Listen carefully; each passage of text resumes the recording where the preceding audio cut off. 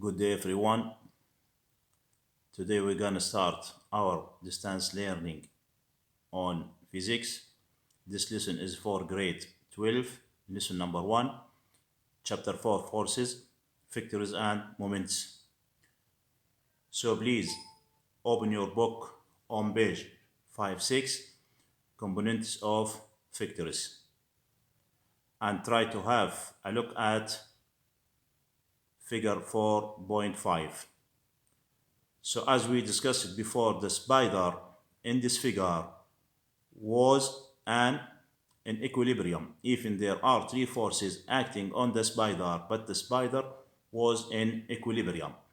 The forces acting on the spider are tension inert, push of wind, and the weight. There are three forces acting on the spider as discussed before: tension inert, acting this way, and the push of wind acting this way, and the weight of the spider acting this way.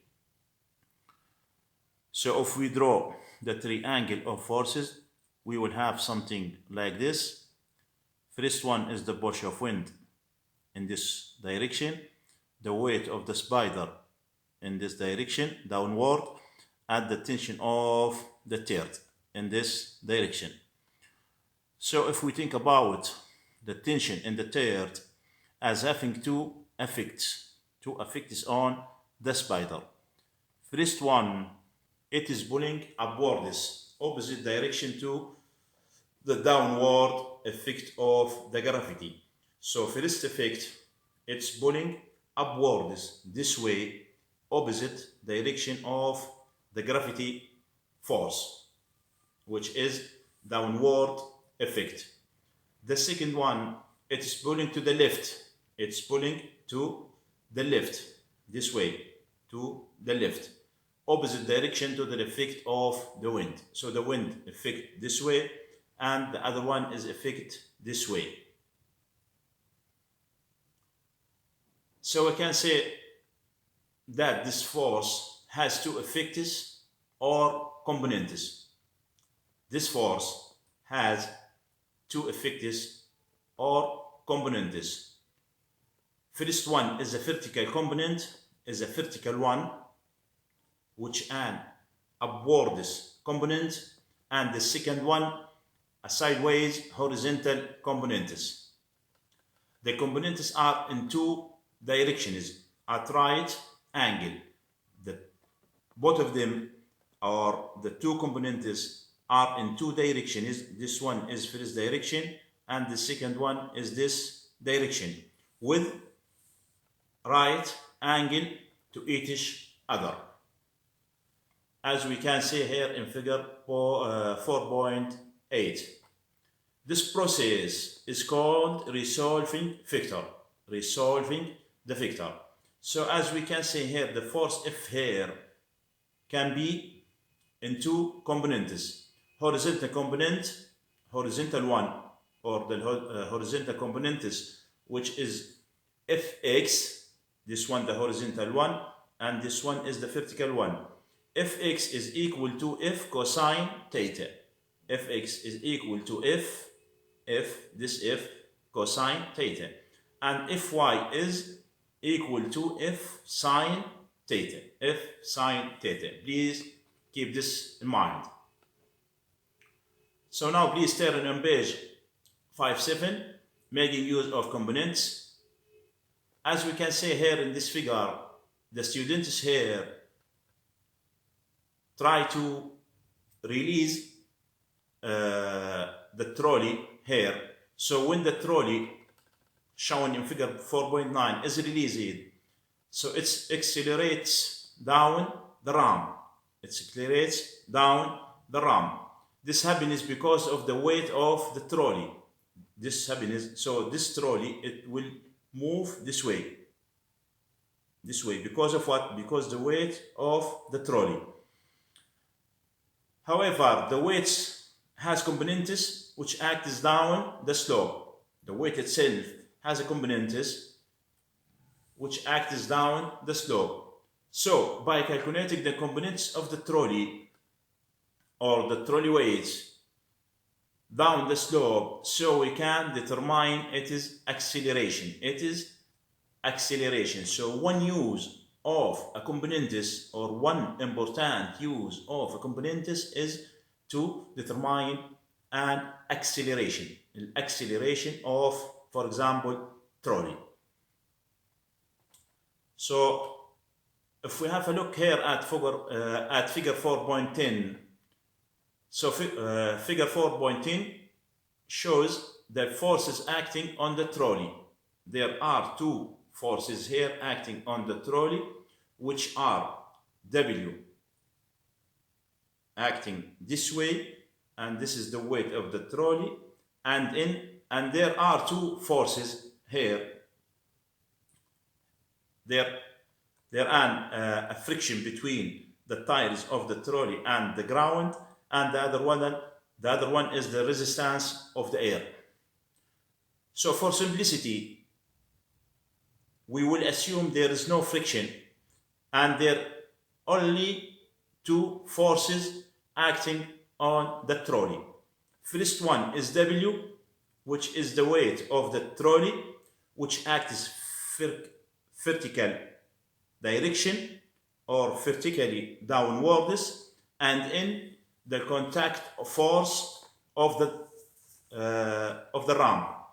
So the second one is in the contact force of the ram, which acts right angle to the ram. So you can see here at once from the diagram that the forces cannot be balanced. Why? Why? So please try to figure it out. Why the forces here cannot be balanced? Please keep in mind that weight is in this direction and in this direction. So both of them not in straight away line. So both of them cannot be balanced. Why? Try to figure out yourself. So to find the components of W, or the weight of the trolley down the slope, we need to know angle, or the angle between between W and the slope. We need to know the angle between this angle here, the angle between W and the slope. So the slope makes an angle theta here. The angle is theta between the ground and the slope. But we need to know the angle between W and the slope. This one, we need to know this one. So we have here an triangle. If we close this one here, we have an triangle. This is first angle, this is the second one, and this the third one. So the slope makes an angle theta with the horizontal, and from the diagram we can say that the angle between the weight and the ram is what? 90 minus theta. 90 minus theta. Why? We have this angle and we have this one, so it's easy to calculate this angle. So please try to double check it. Using the rule of calculating the components of vector again, or given before, we have component of W down the slope. We have a component, first component of W down the slope, which is equal to W cosine 90 minus theta, which is exactly equal to W sine theta. So we have here from the last figure here, cosine 90 minus theta is equal to sine theta. How? Please to find the correct answer from this figure here. This one is equal exactly to this one. Or sorry, we can say that cosine this angle is equal to sine this angle. So we have a question here. Does the contact force in help accelerate the trolley down ramp or not? Does the contract force N help to accelerate the trolley down the ramp or not? To answer this, we must calculate a component down the slope. So the angle between N and the slope is 90. The angle between N here, as we can say here, the angle between N, if we continue this line up to here, so this angle, the angle between N and the slope here is what? 90. Is 90 degree. So component Fn down the slope is equal to n cosine theta, which is equal to 0, because cosine theta is 90, so cosine 90 is 0, so the slope or the component of n is equal to 0, because the cosine of 90 is 0. And so n has no component down the slope. Actually, we don't know the value of n, but since it has no effect on the slope, we can ignore it. Even we don't know the value of n, but we have calculated, or since it has no effect down the slope, so we can easily ignore it. We continue on page 5.7, changing the slope. So we're gonna try to say what happened if we increase theta, increase the slope, and what happened to the trolley. If student here in figure 0.9 increase the slope of the trolley here, this is the slope here, and increase the theta of this one. So increase the slope of the ramp, the trolley will move down the ramp with the greater acceleration. Acceleration will be speed up. So they have increased theta, and so the components of W down the slope will have increased, and now we can work out the trolley's acceleration.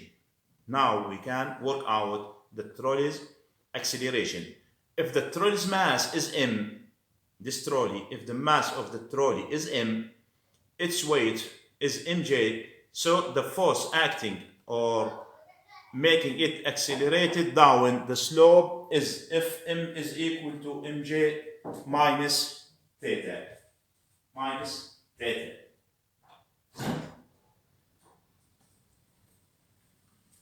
So this the force F making it accelerated down the slope is F is equal to mj sine theta. As we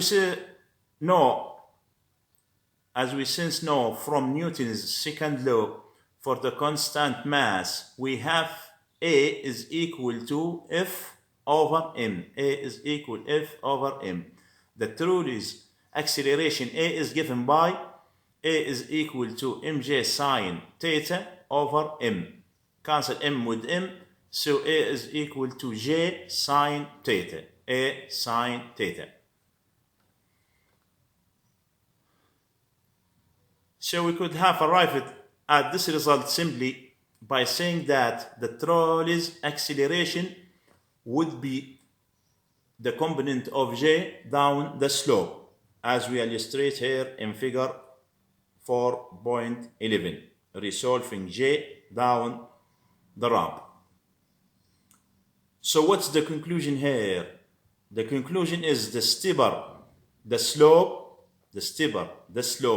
the greater the value of sine theta, and thus the greater the trolley's acceleration. So if we increase the slope, theta will be increased and the acceleration of the trolley will be increased as well. So thanks for listening, and we will see you again for next lesson, inshallah.